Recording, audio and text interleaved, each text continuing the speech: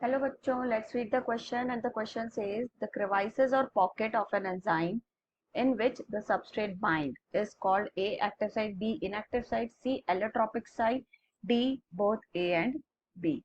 So let's find out the question. Key concept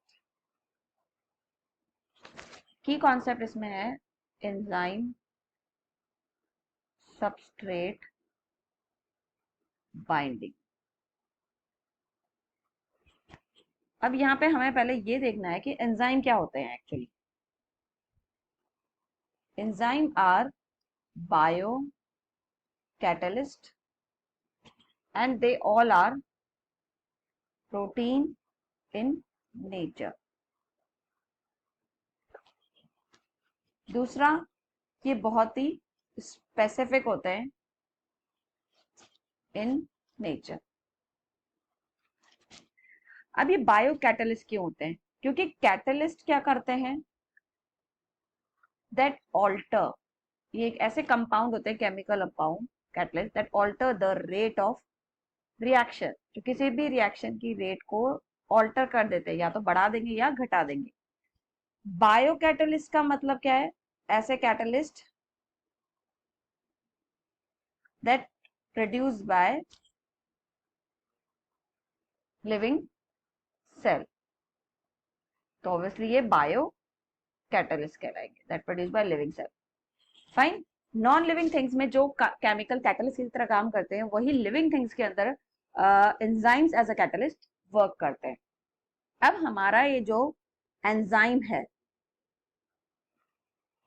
इस enzyme की अगर मैं बात करूं तो ये ग्लोबुलर या फिर टर्शरी स्ट्रक्चर में पाया जाता है ऑफ प्रोटीन. प्रोटीन का ये कौन सा स्ट्रक्चर होता है? ग्लोबुलर या टर्शरी स्ट्रक्चर होता है. अब वैसे हमारे जो एंजाइम्स होते हैं वो कैसे होते हैं? इनएक्टिव स्टेट में प्रेजेंट होते हैं, क्योंकि जब तक ये काम नहीं आते हैं तब तक ये इनएक्टिव स्टेट में रहते हैं. तो इनएक्टिव स्टेट का मतलब क्या है? नॉट रिएक्टेबल, रिएक्ट नहीं करते हैं. बायोलॉजी में हमारा जो एंजाइम है वो किसके साथ रिएक्ट करता है? सबस्ट्रेट के साथ. एस मतलब सबस्ट्रेट, ई मतलब enzyme, and they both when react, so they will give product, that is P. Fine. अब यहाँ पे एंजाइम की अगर मैं इनएक्टिव स्टेट बता रही हूं तो they are not reactable, that mean substrate के साथ वो रिएक्टेबल नहीं है. They are not reactable with substrate.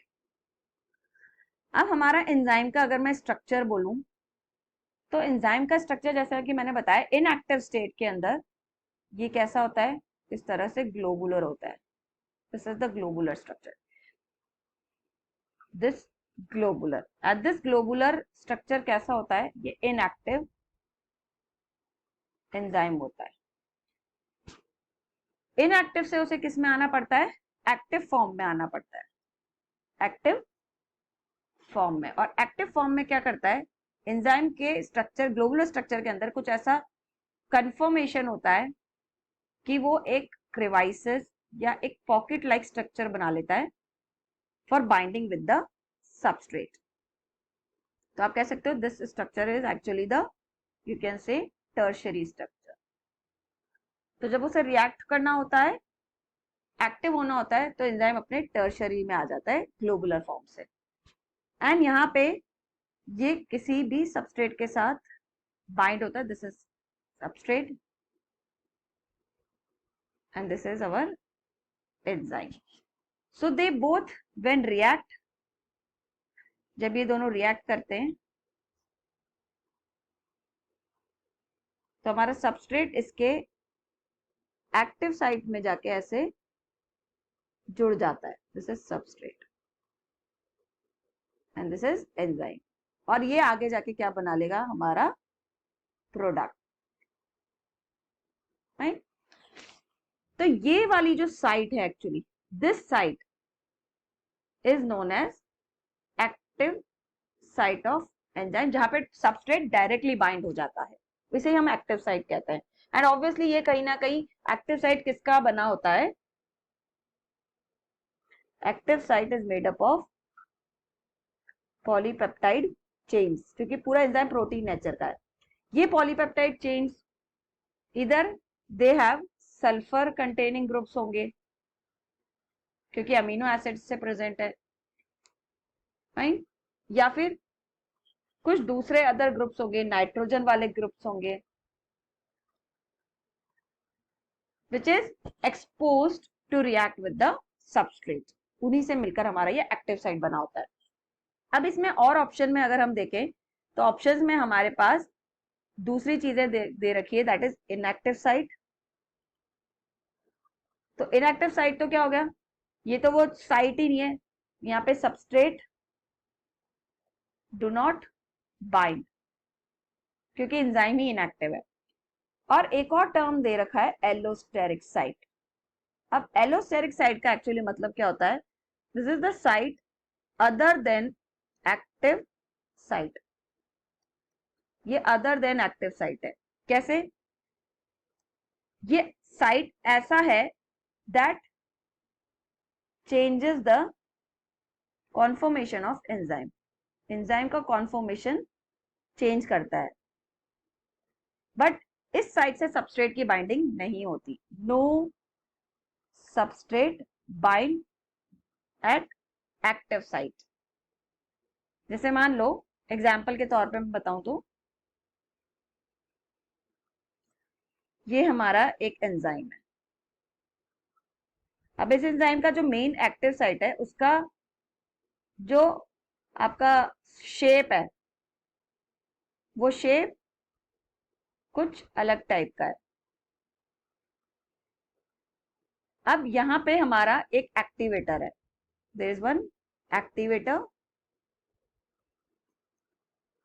ये एक्टिवेटर क्या करता है, इस एंजाइम को एक्टिवेट करने, क्योंकि ये तो हो गया आपका एक्टिव साइट और ये वाला साइट होता है एलोस्टेरिक साइट। और हमारा सबस्ट्रेट का जो शेप है वो कुछ इस टाइप का शेप है, ये जैसे होता है हमारा सबस्ट्रेट। तो सी सबस्ट्रेट को फिट होने के लिए ये वाली एक्टिव साइट की शेप थोड़ी सी अलग है, तो एक्टिवेटर के ऐड होने से क्या होगा, हमारा सी मान लो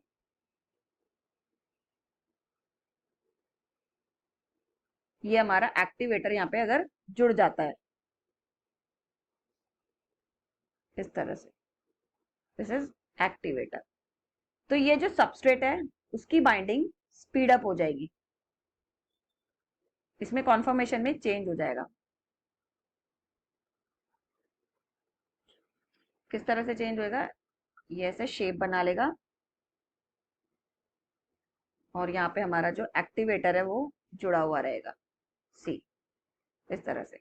तो अब यहाँ पे जो सबस्ट्रेट है वो आ जाएगा, see the substrate it will bind over here.